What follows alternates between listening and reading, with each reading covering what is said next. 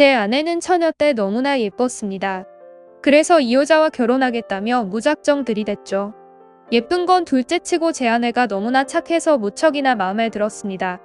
물론 친정이 못 산다는 게 마음에 걸렸고 결혼은 집안 대 집안이라는 어른들의 조언도 늘 생각하고 있었습니다.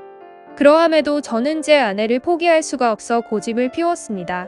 이렇게 수수한 여자는 처음이었습니다. 꿈인 듯 안 꿈인 듯 말입니다.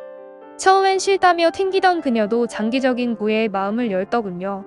저는 이 여자와 만날수록 어떻게든 결혼해야겠다는 생각이 커졌습니다. 그녀의 배경은 중요하지 않았습니다. 보고 있어도 보고 싶고 다음날이면 또 보고 싶은 제 마음이 중요했으니까요. 그녀가 너무나 사랑스러웠습니다. 제 아내를 보던 친구들도 아내 외모와 인성, 말투와 참한 행동에 칭찬만 늘어놓았습니다. 세상에 이런 여자 없다며 무조건 결혼하라고 얘기했습니다. 제 아내와의 결혼을 긍정적으로 보는 것은 오직 제 친구들 뿐이었습니다.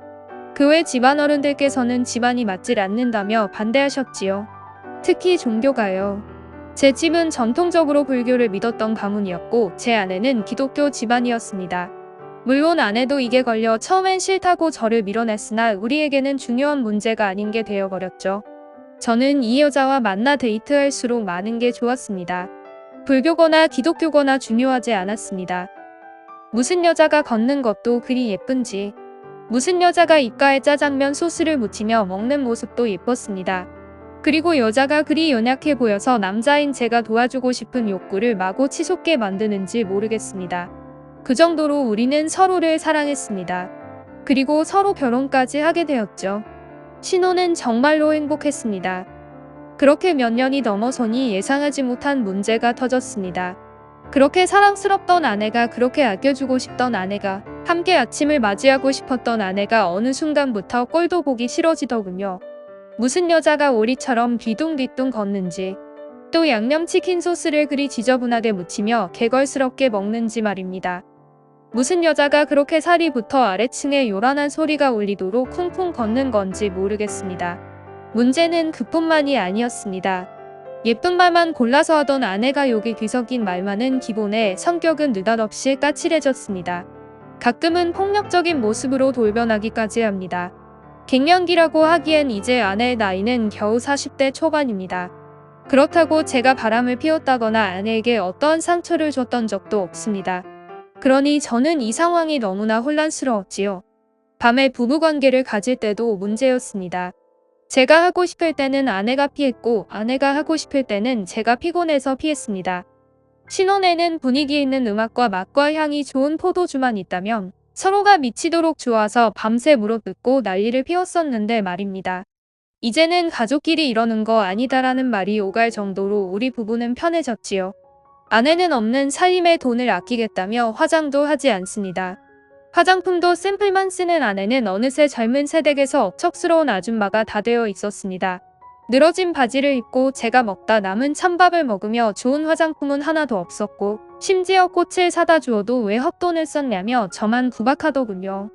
그런데 그 잔소리가 잔소리 수준을 넘어 거의 인격모독까지 갑니다.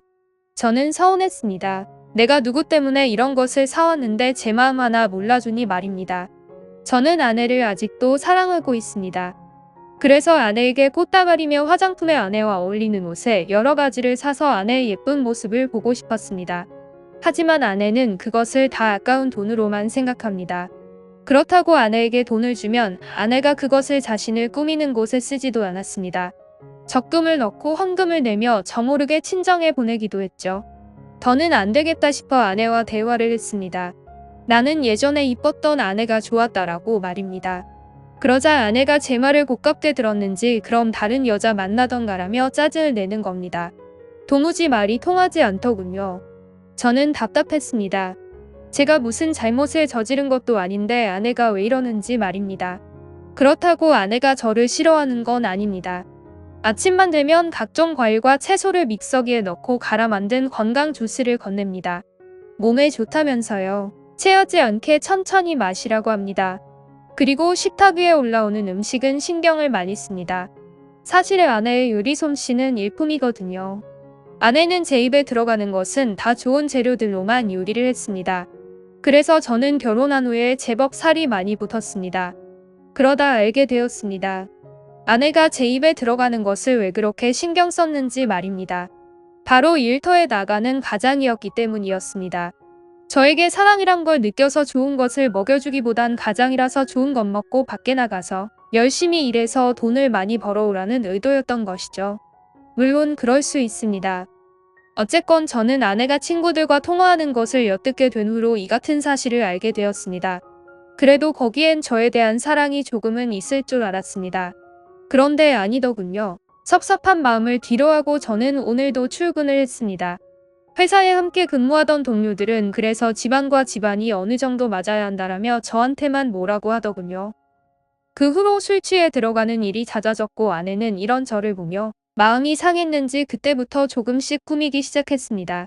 나중에 아내 입을 통해 듣게 된 사실인데 자기는 원래 꾸미는 여자가 아니란 겁니다. 처녀 땐 잠시 외모에 관심이 생겨 친구들 도움을 받아 꾸몄던 것이지 역시 자기와는 맞지 않았다네요. 그러니 처녀 때 꾸미고 결혼해서 억척스러워진 게 절대 아니랍니다. 처녀 때 자기 본성을 감춘 채 예쁘게 걷고 예쁘게 먹고 예쁜 척 하려고 위장했었답니다.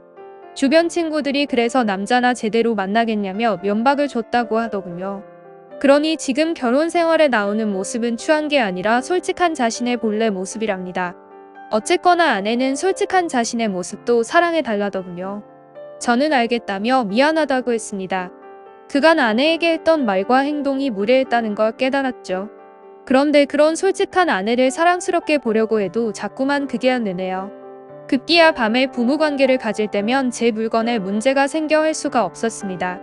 이게 몇 번 반복되고 1년이 흐르니 아내도 지쳤는지 여러 방법을 써보다가 비뇨기과에 가서 검사를 받아보라 했습니다.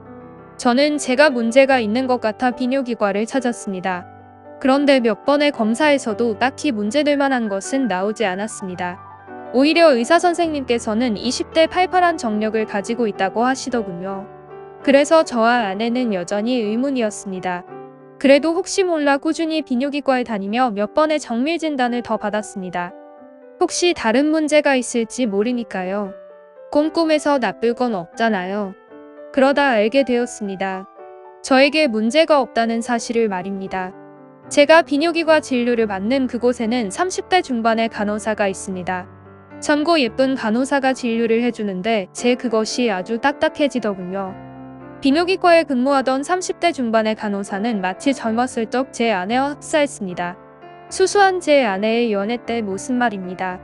아내를 사랑하는데 아내 앞에서 자꾸 작아지는 제 모습이 너무 속상합니다. 아직은 제 아내가 사랑스러운데 말이죠. 아직까지 불타오르는 제 남성성을 풀 수가 없어 괴롭습니다.